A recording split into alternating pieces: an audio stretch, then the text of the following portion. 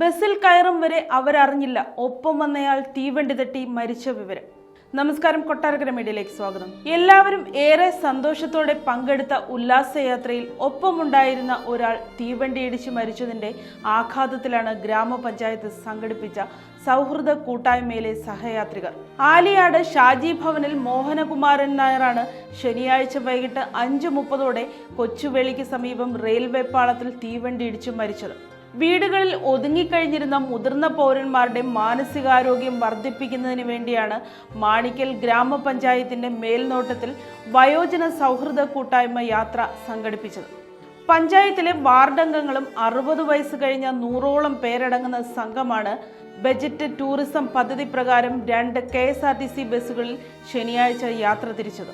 രാവിലെ 10-ന് തിരുവനന്തപുരത്തെ മൃഗശാലയിലെത്തിയ സംഘം വൈകിട്ടോടെയാണ് വേളി ടൂറിസ്റ്റ് വില്ലേജിൽ എത്തിയത്.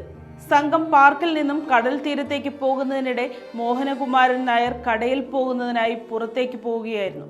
തുടർന്ന് ഇവിടെ സ്ഥലങ്ങൾ കണ്ട ശേഷം എല്ലാവരും ബസ്സിൽ കയറി ഇരിക്കുന്നതിനിടെ പരിശോധിക്കുമ്പോഴാണ് മോഹനകുമാരൻ നായരെ കാണാതാകുന്നത്.